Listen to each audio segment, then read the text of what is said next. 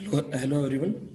In the previously class में हमने क्या पढ़ा था कि हमने पढ़ा था इलेक्ट्रोमैग्नेटिक वेव्स क्या होती हैं, और हमने उनकी इक्वेशन फाइंड आउट की थी in a medium as well as in free space. ठीक है, और आज हम पढ़ेंगे पॉइंटिंग वेक्टर के बारे में। अब जैसे कि इलेक्ट्रोमैग्नेटिक वेव में क्या होता है कि जब इलेक्ट्रोमैग्नेटिक वेव एक पॉइंट से दूसरे पॉइंट पे मूव करती है तो they transport energy from one point to second point, because electromagnetic wave किससे बनी होती है, हमारी इलेक्ट्रिक फील्ड और मैग्नेटिक फील्ड। और इलेक्ट्रिक फील्ड में भी अपनी एनर्जी डेंसिटी होती है, मैग्नेटिक फील्ड की भी अपनी क्या होती है, एनर्जी डेंसिटी, जो कि हम पहले पढ़ चुके हैं। तो मान लो कि मैं एक सरफेस एक लेता हूँ, एक एरिया लेता हूँ ए, जो कि मैंने परपेंडिकुलर रखा हुआ है, और एक इलेक्ट्रोमैग्नेटिक वेव उसके अंदर से ट्रांसपोर्ट हो रही है परपेंडिकुलरली। तो जो पॉइंटिंग वेक्टर हमारा रिप्रेजेंट करेगा वो रिप्रेजेंट करेगा कि एक amount of energy transporting through that area A पर यूनिट टाइम। क्या होगा हमारा पॉइंटिंग वेक्टर कि कितनी अमाउंट ऑफ एनर्जी पर unit area per unit time उस सरफेस जो हमारा एरिया ए का सरफेस है उसके अंदर से पास आउट हो रही है। तो इसको हम क्या कहते हैं, हमारा पॉइंटिंग वेक्टर। उसको डिनोट किससे करते हैं हम, एस पर vector, because it's a vector quantity. और इसको इसका एक्सप्रेशन होता है हमारा एस इज इक्वल टू में E cross H, because electromagnetic wave है वो इलेक्ट्रिक फील्ड से मिलकर बनी होती है और मैग्नेटिक फील्ड से, तो ई क्रॉस एच होता है। अब हमें पता है कि हम जो हमारी इलेक्ट्रोमैग्नेटिक वेव्स होती है उसमें क्या होता है कि इलेक्ट्रिक और मैग्नेटिक वेक्टर होते हैं वो परपेंडिकुलरली मूव करते हैं एक दूसरे के, और जो वेव होती है वो उन दोनों, मान लो कि हमारी इलेक्ट्रिक फील्ड वाई एक्सिस में है तो मैग्नेटिक फील्ड जेड एक्सिस में, तो हमारी वेव किस एक्सिस में मूव करेगी, एक्स एक्सिस में। तो जैसे एक बार हम मान लेते हैं कि हमारी इलेक्ट्रिक फील्ड सेम की वाई एक्सिस में है, मैग्नेटिक फील्ड जेड एक्सिस में, और तुम्हारी वेव किस एक्सिस में मूव करेंगे, एक्स एक्सिस में। तो ऐसा हमारा ई क्रॉस एच होता है। अब ई तो सिर्फ वाई डायरेक्शन में, तो ये क्या हो जाएगा, जे ई वाई। एच हमारा सिर्फ किस डायरेक्शन में है, जेड, तो ये क्या हो जाएगा, के unit vector H of Z. ठीक है, अब ई वाई और एच जेड क्या है, एक मैग्नीट्यूड है, तो इनको हम साथ में एक ब्रैकेट में लिख दिया, तो हमारा क्या बचा, जी क्रॉस के, जे क्रॉस के। तो जे क्रॉस के को आप सोल्व करो तो ये आएगा आपका आई। ठीक, क्रॉस प्रोडक्ट जब आप सोल्व करोगे जे से के की तरफ अपने फिंगर को रोटेट करोगे तो ये क्या देगा आपको, आई यूनिट वेक्टर। ठीक है, तो ऐसा हमारा क्या रिप्रेजेंट करता है कि amount of energy, amount of energy पर unit area per unit time transported by electromagnetic wave in the direction of x axis, जिस डायरेक्शन में हमारी इलेक्ट्रोमैग्नेटिक वेव प्रोपागेट कर रही है। ठीक है, अब एस की यूनिट्स क्या होती है, अब एस क्या होता है हमारा, नॉर्मली देखें तो मैग्नीट्यूड ई इंटू एच, ई होता है हमारा वोल्ट मीटर इनवर्स, और एच क्या होता है हमारा एम्पियर मीटर इनवर्स। तो क्या हो गया, volt ampere meter inverse square. अब वोल्ट इंटू एम्पियर क्या होगा, आपके पावर होता है जिसकी वाट होती है, तो मीटर माइनस टू, और वॉट को आप क्या लिखते हो generally, joule second minus one, ये एम माइनस टू। तो ये हमारी क्या होगी यूनिट्स ऑफ एस। ठीक है, दैट इज जूल पर सेकंड पर स्क्वायर मीटर। अब हमारा बी हमें पता है कि म्यू नोट एच होता है, तो एच की वैल्यू यहाँ से क्या है, बी बाई म्यू नोट। तो इस एच की वैल्यू को जब आप इसके एक्सप्रेशन में रखोगे 8.107 जो कि एस का एक्सप्रेशन है, तो आपकी एस की वैल्यू क्या आ जाएगी, E cross B by mu naught. तो इसकी यूनिट वही है वॉट मीटर माइनस टू या जूल पर सेकंड पर मीटर स्क्वायर। ठीक है, अब ये जो एक्सप्रेशन है इसका ये बताता है हमें इंस्टेंटेनियस कितनी एनर्जी ट्रांसपोर्ट हो रही है per unit area per unit time. But जो हमारी जो वेव्स होती हैं, जैसे कि हमने उसमें पढ़ा था, हमारे करंट के चैप्टर्स में होता था 12th में, वहाँ क्या होता था कि अगर कोई साइन वेव प्रोपागेट करे, कोसाइन वेव प्रोपागेट करते हैं, तो हम वहाँ पे क्या वैल्यू निकालते थे, एवरेज वैल्यू निकालते थे। तो सेम जैसे कि हमारे इसमें इलेक्ट्रिक फील्ड और मैग्नेटिक फील्ड है वो साइनोसॉइडली वेरी करते हैं, तो हमें यहाँ पे भी इनकी एवरेज वैल्यू लेनी पड़ेगी। तो जब ई और बी की जब हम एवरेज वैल्यू लेंगे तो हमारी जो एस की वैल्यू आएगी वो क्या आएगी, एवरेज। तो एस एवरेज क्या होगा हमारा, one by mu naught, E effective कह लो या ई एवरेज कह लो, बी इफेक्टिव कह लो या बी एवरेज, जिसकी वैल्यू क्या कितनी होती है हमारी, E naught by root two, B naught by root two. जब आप इसे पुट करोगे तो एस एवरेज की वैल्यू क्या आ जाएगी, one by mu naught E naught by root two cross B naught by root two. तो इसको जब सोल्व करोगे तो one by two mu naught हो जाएगा E naught cross B naught. ठीक है, that is the average value of Poynting vector. अब डायमेंशन क्या होती है पॉइंटिंग वेक्टर की, तो वही एस इज इक्वल टू हमारा ई क्रॉस एच होता है। ई क्या होता है हमारा, फोर्स बाय चार्ज। ठीक है, और फोर्स की डायमेंशन क्या होती है हमारी, M L T minus two. और चार्ज, अब करंट क्या होता है, चार्ज बाय टाइम, तो चार्ज क्या हो जाएगा, current into time, that is current A time T. तो इसकी क्या होगी, M L T minus three A minus one. और एच से हमारा क्या होता है, बी बाई म्यू नोट, और one by mu naught H T. और बी की हमने वैल्यू पढ़ी थी मैग्नेटिक फील्ड के चैप्टर में, क्या होती है, mu naught four pi I D L sine theta upon R square. अब म्यू नोट की कोई वो नहीं होती, फोर पाई की भी नहीं। तो आई की क्या होती है आपकी ए, डीएल की एल हो जाएगी, साइन थीटा की कोई डायमेंशन नहीं होती, आर स्क्वायर की एल टू हो जाएगी। जब इसको सोल्व करोगे एल से L cancel out, A by L that is A L minus one. तो ये एच की है, ये ई की, तो डायमेंशन फॉर्मूला एस का क्या हो गया, ये है ई का M L T minus three, जो कि हमने ए माइनस वन यहाँ पे सोल्व किया, और ये किसका है एच का, that is A L minus one, तो क्या हो गया एम टी माइनस थ्री। अगर हम energy by area by time का सोल्व करें तो क्या आता है हमारा, एनर्जी का हमारा होता है M L two T minus two area L square time T, जो कि सोल्व होकर कितना आता है एम टी माइनस थ्री, जो कि इक्वल है dimensional formula of S, that means S represent करता है कि energy transported by electromagnetic wave पर unit area per unit time. और उसका एक एग्जांपल इन्होंने बता रखा है कि मान लो जो आपका यहाँ पे मान लो ये आपकी बैटरी अप्लाई यहाँ पे आपकी की है, ये कैपेसिटर लगा रखा है, तो अगर हम जब इसको की को क्लोज करेंगे तो यहाँ पे करंट फ्लो करना स्टार्ट हो जाएगा। जब करंट फ्लो स्टार्ट होगा तो प्लेट्स क्या होंगी, चार्ज होना स्टार्ट करेंगे, एक पॉजिटिव प्लेट एक नेगेटिव, जिससे क्या होगा कि इलेक्ट्रिक फील्ड तो इस डायरेक्शन में हो जाएगी, पॉजिटिव टू नेगेटिव इस डायरेक्शन में। अब आप मैग्नेटिक फील्ड निकालोगे तो आप अपनी क्या करोगे कि इस डायरेक्शन में आप आपके नहीं थंब को करो तो फिंगर्स क्या देंगे आपको, डायरेक्शन ऑफ मैग्नेटिक फील्ड, जो कि ऐसे आ जाएंगी, तो आपकी इलेक्ट्रिक फील्ड ऐसे है, मैग्नेटिक फील्ड ऊपर की तरफ है, तो जब आप एस निकालोगे ई क्रॉस एच, तो ई क्रॉस एच का मतलब क्या, ई से लेके एच की तरफ अपनी फिंगर को कर्ल कर लिए, कर्ल कीजिए, और जो थंब वो आपको डायरेक्शन देगा एस की, तो आप कभी भी इसको किसी भी पॉइंट में निकालोगे जो थंब की डायरेक्शन क्या होगी, जब ई आपकी ऐसे है, एच ऊपर परपेंडिकुलर है, तो ई से जब एच की करोगे तो जो एच की डायरेक्शन आएगी यहाँ से इनवर्ट्स आएगी, और इस साइड से निकालोगे तो भी इनवर्ट्स आएगी, ठीक है। अब हम करते हैं पॉइंटिंग थ्योरम, और क्या होती है, और इक्वेशन ऑफ कंटिन्यूटी ड्राइव करेंगे यूजिंग पॉइंटिंग थ्योरम। अब इसमें वही है, मान लो हम एक एरिया एलिमेंट लेते हैं डी ए, ठीक है, एक डी हमने क्या लिया एरिया एलिमेंट, ठीक है, और अब मान लो जो ई एम वेव आ रही है, ये पूरा एक क्लोज सरफेस है जिसमें डी एरिया एलिमेंट हमने लिया है, ठीक है। अब एक वेव आ रही है जो डी एरिया एलिमेंट से पास आउट होके निकल रही है, ठीक है। तो ऐसा हमारा क्या हो गया पॉइंटिंग वेक्टर, जो क्या होता है हमारा अमाउंट ऑफ एनर्जी या रेट ऑफ एनर्जी कह लो पर यूनिट एरिया कह लो, या रेट का मतलब हमारा वही होता है टाइम, या कह लो अमाउंट ऑफ एनर्जी पर यूनिट टाइम पर यूनिट एरिया, ठीक है। अब हमने यहाँ पे हम एरिया एलिमेंट जनरली हम क्या लेते हैं डीएस, बट यहाँ पे डीए लिंक क्योंकि ऐसा हमारा ऑलरेडी एक पॉइंटिंग वेक्टर है। अब देखो जो इसकी यूनिट क्या होती है एस की, energy by area per unit time, अगर एनर्जी बाय टाइम को देखें तो क्या जाता है पावर, तो यूनिट अब अगर इस वे में समझो तो क्या होती है पावर बाय एरिया। तो अगर हम पावर निकालना चाहो तो जस्ट मुझे क्या करना है, एस को एक एरिया एलिमेंट से मल्टीप्लाई करना है, तो ये हमें क्या दे देगा पावर, ठीक है। अब टोटल पावर निकालता हूँ सर पूरे क्लोज सरफेस में से कितने निकलते हैं, तो मैंने क्या कर दिया इसका just integration that is S dot ये। अब इसको ये सिंपली पावर इसको यूजिंग गॉस थ्योरम अगर मैं वॉल्यूम इंटीग्रल में चेंज करूँ तो मेरा क्या हो जाएगा एस डॉट डी क्या हो जाएगा हमारा del dot S D V using क्या हमारा यूजिंग गॉस थ्योरम, ठीक है। अब ये देखो डेल डॉट एस है, ये क्या हमारा क्या है डाइवर्जेंस ऑफ एस है, ये हमारा ये हमें क्या बताएगा कि अमाउंट ऑफ एनर्जी पर यूनिट टाइम कितनी एमर्ज आउट हो रही है, because it's a positive sine delta dot S क्या पॉजिटिव साइन है, तो ये क्या बताएगा कि अमाउंट ऑफ एनर्जी पर यूनिट टाइम बाहर की तरफ कितनी इमर्ज आउट हो रही है उस सरफेस में से, क्लोज सरफेस जो हमारा लिया है, ठीक है।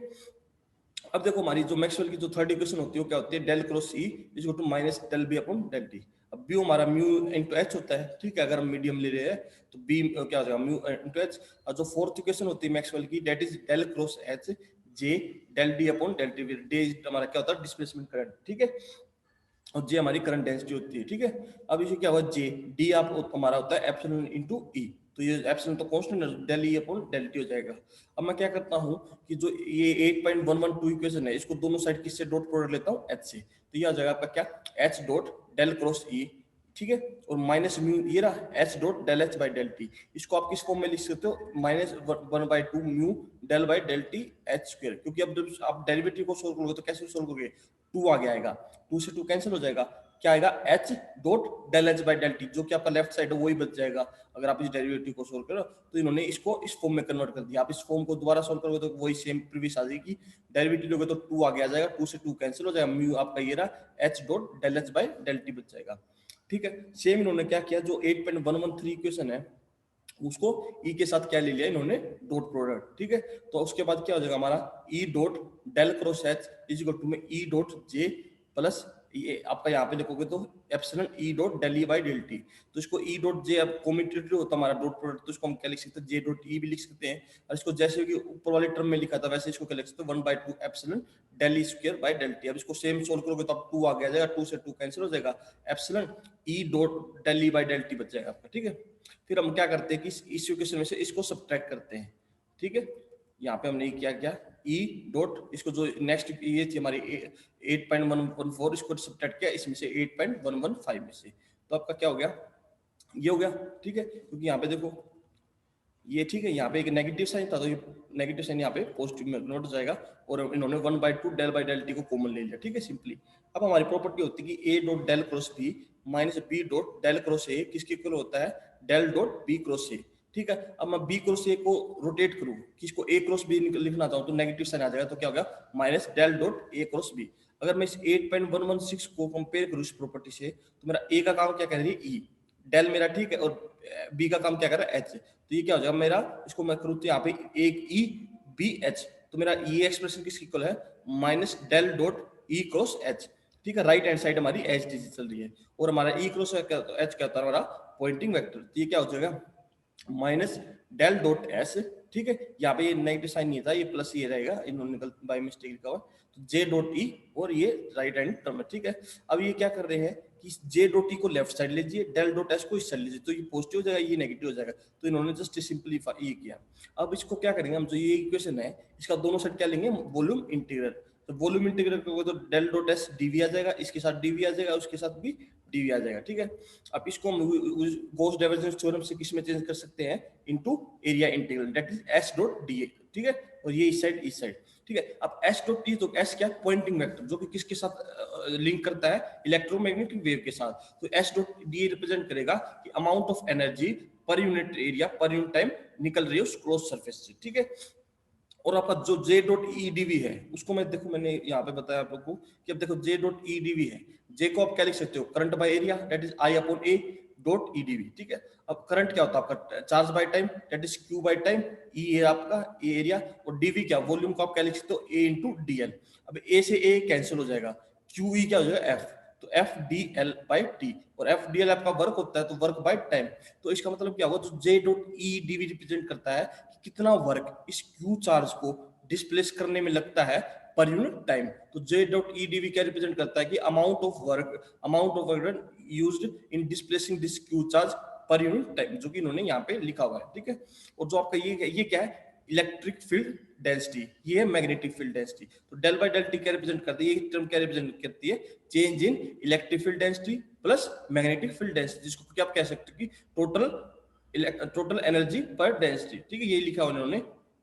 देखो एप्सिलॉन जो स्क्वायर बाय 2 क्या हमारी इलेक्ट्रिक एनर्जी पर यूनिट वॉल्यूम, ठीक है, इलेक्ट्रिक एनर्जी डेंसिटी के लो same, that is magnetic energy density, तो इन्होंने इसको टोटल क्या कर दिया, तो क्या यू से रिप्लेस कर दिया, that is total energy density, तो इन्होंने इस टर्म को ऐसे रखा, और यहाँ पे del U by del T DV, और इसको minus J dot E DV कर दिया, ठीक है।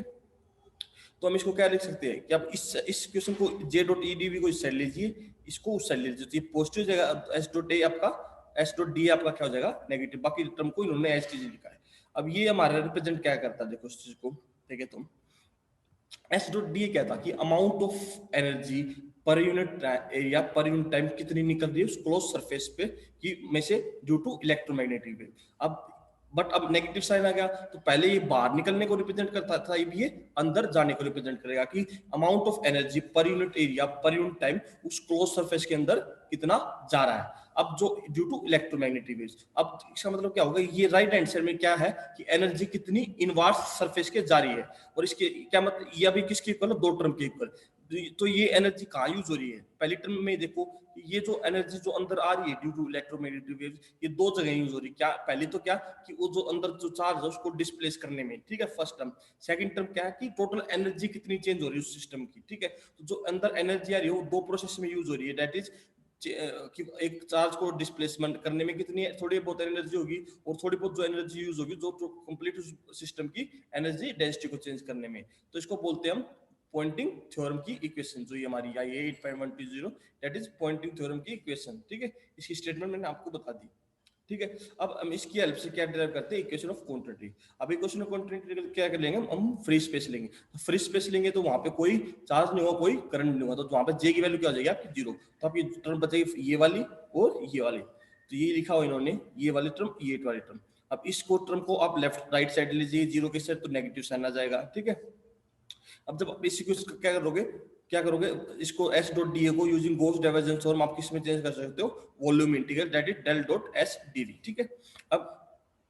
इसकी value S dot D A की ये वैल्यू हम यहाँ पुट करते हैं, तो ये आ जाएगा del dot S dv minus del U by del T dv, ठीक है। अब del dot S is equal to minus del U by del T आपका हो जाएगा, ठीक है। सिंपली अब कंपेयर करो dv के कोफिशिएंट्स को यहाँ पे, तो डेल डॉट एस क्या होगा minus del U by del T. तो ये अगर इसको लेफ्ट साइड ले जाओगे तो पॉजिटिव हो जाएगा, ठीक है। दैट इज हमारी इक्वेशन ऑफ क्वांटिटी। अब देखो del dot S is equal to minus del U by del T क्या रिप्रेजेंट करता है। अब डेल डॉट एस को देखिए तो क्या है, ये divergence of quantity S, that is divergence of Poynting vector. अब ये पॉजिटिव साइन के साथ दैट मींस ये क्या रिप्रेजेंट करेगा कि किसी क्लोज सरफेस में से कितनी एनर्जी बाहर की तरफ जा रही है per unit area per unit time. तो ये किसके इक्वल होगा minus del U by del T. अब यू क्या है total energy density of that system, तो माइनस क्या साइन दिखा रहा है कि वो डिक्रीज कर रही है। अब सिंपली आप इसको देख लो कि डेल डॉट एस है वो क्या कर रहा है कि बाहर की तरफ कितनी एनर्जी फ्लो कर रही है per unit area per unit time. तो ऑब्वियस सी बात है जब एनर्जी बाहर जाएगी तो अंदर तो डिक्रीज होगी ना, इसलिए नेगेटिव साइन आया minus del U upon del T. ये तो ये क्या था हमारा इक्वेशन ऑफ क्वांटिटी, ठीक है। अब हम करते हैं बाउंड्री कंडीशन को डिस्कस करते हैं कि जब मैग्नेटिक फील्ड एक मीडियम से दूसरे मीडियम में ट्रेवल करती है तो कैसे उनकी वैल्यू चेंज होती है, ठीक है। अब बाउंड्री कंडीशन निकालेंगे बी के लिए, ई के लिए, एच के लिए और डी के लिए, ठीक है। सबसे पहले हम निकालते हैं boundary condition for the magnetic field, ठीक है। अब देखो मैक्सवेल के जो हमारे जो सेकंड इक्वेशन होती है divergence of B is equal to 0, ठीक है। अब मैं एक सरफेस लेता हूँ इस फॉर्म में, पिल बॉक्स फॉर्म में, ठीक है। मान लीजिए एक लाइन है जो कि दो मीडियम को सेपरेट कर रही है, ठीक है, मीडियम 1 मीडियम 2। अब इसमें मैं क्या कहता हूँ कि एक बॉक्स है जिसमें 4 एरिया एलिमेंट है, S1 ऊपर वाला जिसके नॉर्मल वेक्टर ऊपर की तरफ है, S2 नीचे वाला जिसका नॉर्मल वेक्टर नीचे की तरफ है, ये S3 है मेरा जो ऊपर के इस मीडियम में, ऊपर मीडियम 1 में जो कर्व्ड सरफेस है वो S3 है, और इसी मीडियम सरफेस में कर्व्ड 4 जो है S4 है मेरा, ठीक है, जिसका S2 का पॉइंटिंग जो यूनिट नॉर्मल वेक्टर नीचे की तरफ है, ठीक है। मैं कहता हूँ मैग्नेटिक फील्ड में इस डायरेक्शन में अप्लाई कर रखिए, ऊपर वाले मीडियम में B1 है, नीचे वाले में B2 है। अब मैंने जो ये हमारी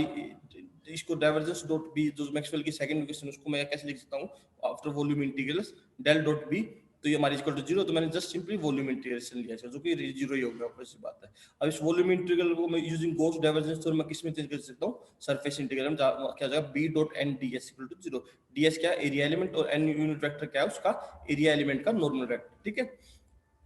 अब इसको मैं सरफेस इंटीग्रेशन इस 8.127 है इसको मैं पूरे सरफेस के लिए कंसीडर करूं तो मेरी 4 टर्म्स आ जाएंगी क्योंकि 4 ही एरिया एलिमेंट है मेरे S1 S2 S3 और S4 इक्वल टू 0, ठीक है। अब